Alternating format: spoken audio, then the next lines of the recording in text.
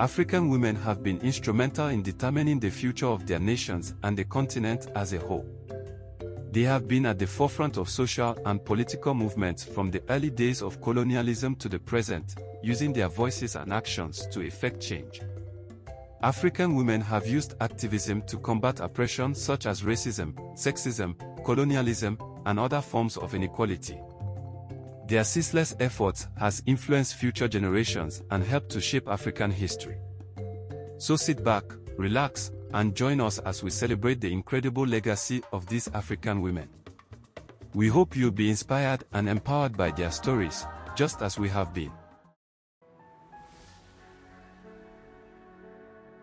We begin with Mother of the Nation, politician and anti-apartheid activist from South Africa, Winnie Mandela, who lived from 1936 to 2018. She was raised in the South African town of Bizana and entered politics in her early 20s. She married anti-apartheid activist Nelson Mandela in Johannesburg in 1958. They remained married for 38 years and had 2 children together. Winnie Mandela persisted in her opposition to the apartheid government while her husband was in prison, rising to prominence as a spokesperson for the oppressed. I shall never lose hope, and my people shall never lose hope. In fact, we expect that the work will go on. The harassment, detention, and torture she endured at the hands of the South African authorities only strengthened her resolve. In 1994, after her husband's release from prison and elected as South Africa's first black president, Winnie Mandela served in parliament and earned the title Mother of the Nation. However, due to accusations of corruption, she ultimately had to resign from her position. Despite the controversy surrounding her personal life and political strategies, Winnie Mandela persisted as a potent symbol of resistance against apartheid and a tenacious fighter for the rights of black South Africans. She passed away in 2018 at the age of 81. Next up is Kenyan environmental and political activist Wangari Maathai. She was born in 1940 in Nairobi, Kenya. In 2004, she became the first woman from Africa to win the Nobel Peace for her work in promoting democracy, sustainable development, and world peace. Maathai graduated with a degree in biology from Mount St. Scholastica College in Kansas, USA. She later pursued a PhD in biology at the University of Nairobi, becoming the first female doctoral candidate in East and Central Africa. In order to fight deforestation and soil erosion, Maathai founded the Green Belt movement in 1977. People do not know how much they depend on the survival of this ecosystem. So when people say they want to come, the organization aimed to empower women and advance democracy. She oversaw initiatives to plant more than 50 million trees throughout Kenya and Africa through this movement, and she also promoted environmental protection and the rights of underrepresented groups of people. Maathai was a champion for women's rights as well, and many women were motivated to join the environmental and social justice movements by her activism. She held a number of government positions, including Assistant Minister for Environment and Natural Resources. For her activism and advocacy, Wangari Maathai won numerous honors throughout her life, including the Right Livelihood Award and the Nelson Mandela Award for Health and Human Rights. She passed away in 2011, but her legacy as a supporter of democracy, women's rights, and sustainable development continues to motivate people all over the world. Miriam Makeba, also referred to as Mama Africa, was a singer and activist from South Africa who used her music to advance social justice and human rights. She was born in Johannesburg, South Africa in 1932, and she started her singing career in the 1950s with a group called the Manhattan Brothers. Here is the magnificent African artist, Miriam Makeba. Miriam. In the 1960s, Makeba became well known throughout the world for her music, which incorporated jazz and other genres. Makeba's advocacy for social justice and human rights extended beyond just her musical career. She spoke out against the injustices of apartheid at the United Nations in 1960, which resulted in a ban on her return to South Africa until 1990. All throughout her life, Makeba promoted human rights using both her music and her fame, always in support of numerous social causes, such as the fight against apartheid and initiatives to end hunger and poverty in Africa. She performed at numerous benefit concerts and events. Makeba passed away in 2008, but her influence as a performer, activist, and supporter of human rights inspires people all over the world even today. She continues to be a symbol of African music and culture.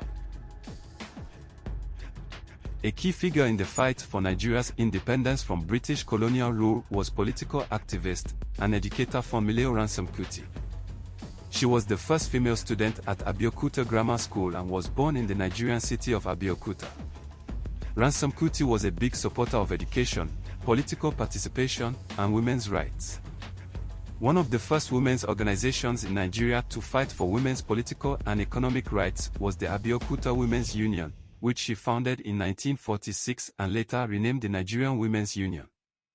She was appointed to the Legislative Council in 1947, making history as the first woman to hold such a position in Nigeria. She was a member of the National Council of Nigeria and the Cameroons. Mrs. Ransome Kuti encountered numerous challenges over the course of her life, as she was jailed on multiple occasions for her activism.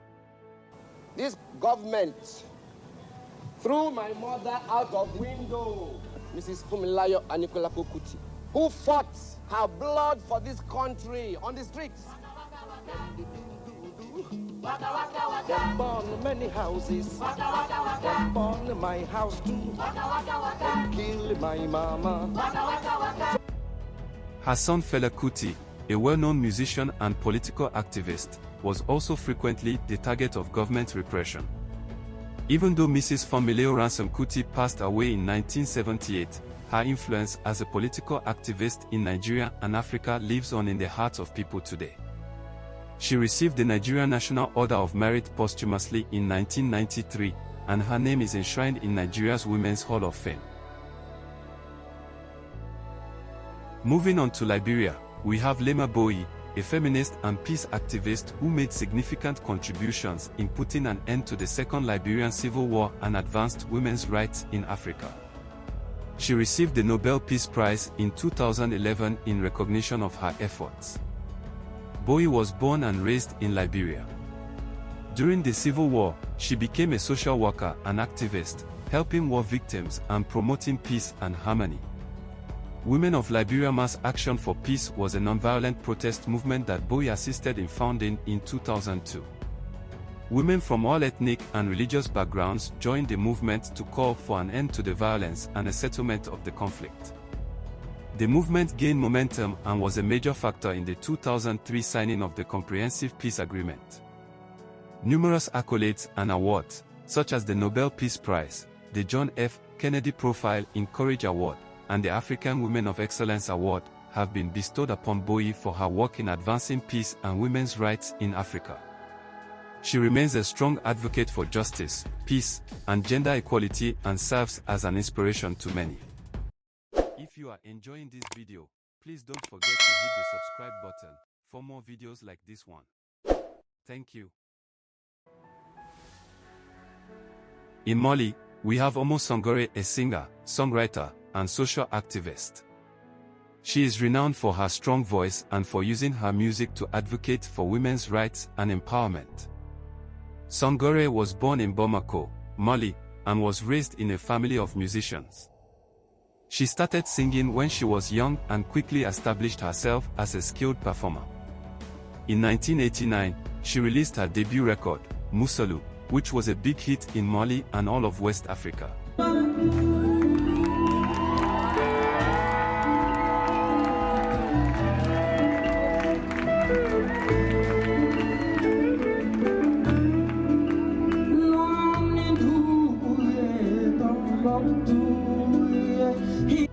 Traditional Malian rhythms and contemporary instrumentation are combined in Sangore's music to address social and cultural issues like polygamy, women's rights, and female genital mutilation. She has received numerous accolades and awards for her songs, including 4 Grammy nominations. She is also a UNICEF Goodwill Ambassador. Songore has a devoted following in Africa and throughout the world, thanks to her activism and music. She is still a strong advocate for social justice and equality, and many people have been motivated by her work. Kokini Ntaya, a Kenyan educator and activist, is best known for her fight against female genital mutilation. She was born in a Maasai village in southwest Kenya, where female genital mutilation was widespread and young girls' school dropout rates were common. Ntaya was determined to pursue her education further, and thanks to the assistance of her community, she was able to enroll in a college in the United States. We started class 1 when we were so many. By the time we were in class 6, literally, so many had been married. My best friend got married in class 6. Ntaya established the Kokini Center for Excellence in 2009, an all-girls boarding school that offers education, medical care, and leadership development skills to women. As a result of the school's success in removing obstacles to girls' education in the Maasai community, girls' education in Kenya has since come to be seen as a national model. She has collaborated with the Kenyan government and international organizations to spread the word about the negative effects of the procedure and to support alternative rites of passage for girls that do not involve female genital mutilation. Kokini Ntaya has received numerous honors and awards for her work, including the CNN Hero Award and the Vital Voices Global Leadership Award. She is still a strong proponent of women's rights and the education of girls in Kenya and other countries. Princess Esther Kamatori is an actress, politician, and activist from a royal family in Burundi. She was born in Bujumbura, Burundi, on August 29, 1959, and she went to school in Belgium where she majored in political science and law. She started speaking out for women's rights and doing advocacy work for Burundi's political and social problems in 1989. Aujourd'hui, ma famille a perdu le pouvoir politique et moi j'ai gardé le pouvoir humain. Et c'est ce pouvoir-là qui, à mon avis, est le plus intéressant. At the United Nations Human Rights Commission, Kamatori represented the opposition in Burundi. In Burundi's history, she was the first woman to hold a cabinet-level position. Kamatori was appointed to the position of Minister of Information in Burundi's interim administration in 1993. Her time in office, though, was short-lived because later that year, a military coup led to the overthrow of the government. After leaving office, Kamatori kept up her activism and worked to advance peace and reconciliation in Burundi. She has also taken part in a number of humanitarian and development projects in Africa, serving as a Goodwill Ambassador for the United Nations Development Programme among other things. Kamatori has received honors for her activism and support of human rights. In 2000, President Bill Clinton presented her with the Presidential Medal of Freedom, one of many accolades and awards she has received. Moving back to South Africa, we have feminist, anti-apartheid activist, and writer Ellen Kosweo. She was born on June 29, 1914, in Tobanchu, Orange Free State, South Africa, and died on April 19, 2006, in Johannesburg. Kosweo was educated in a missionary school while growing up and later became a teacher. She became an active member of the African National Congress, ANC, and the anti-apartheid movement. And these are the people who are looking for peace. In all situations, I don't care where you go to, people who prepare for peace are never the same. And they are always willing to be beaten. But to say, the funniest thing with them, when they say, you've scored a point, they say, but I'm going on with you. They are not as dramatic as people who prepare for war and people who say, it must end my way. And if it doesn't end my way, I'll end your life. I think it's much more difficult to work for peace. Kosweo battled against gender and racial discrimination in South Africa. She was detained without charge for 6 months in 1963. After being freed, she relocated to Swaziland where she carried on her activism in exile. Cosweo got involved in the women's rights movement in the 1980s and was a founding member of the National Council of African Women, which later changed its name to the Black Women's Federation. She participated in the Women's League of the ANC as well. Cosweo also published a number of books, including her autobiography, Call Me Woman, in 1985. In 2002, the South African government presented her with the Order of the Baobab in gold as recognition for her achievements.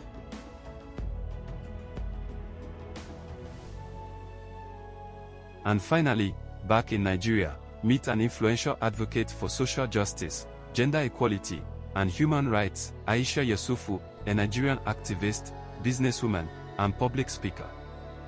Born on December 12, 1974, in Kano State, Nigeria, she became a household name in 2014 as a co-convener of the Bring Back Our Girls campaign, which demanded the release of the Chibok schoolgirls who had been kidnapped by terrorist group Boko Haram.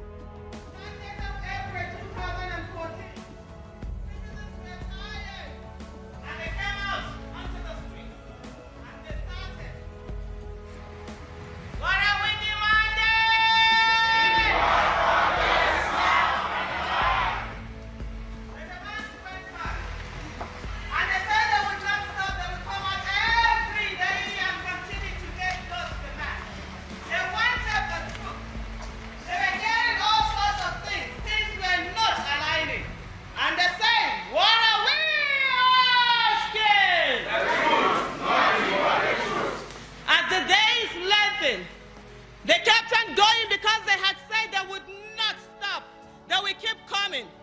And people said to them, what are you doing out there? What do we want? The Aisha Yesufu Foundation, which offers educational opportunities to underprivileged children and women in Nigeria, was founded by Aisha Yesufu. She has been a fierce critic of political oppression, social injustice, and corruption in government. She has also used her influence to promote the rights of marginalized groups in Nigeria, particularly women and girls.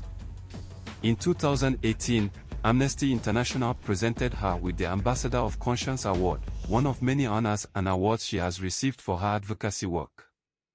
Also, the EndSARS movement, which demanded an end to police brutality and reform of the Nigerian police force, has featured Aisha Yesufu as a prominent voice in recent years. These African women activists are only a few of the courageous and inspirational women who have stood up for the rights and freedoms of their people. There are many more. We respect their memory and never cease to be moved by their bravery and tenacity. We encourage you to keep learning about the fascinating history and culture of Africa, especially the contributions made by women, and to keep honoring the incredible women in your life.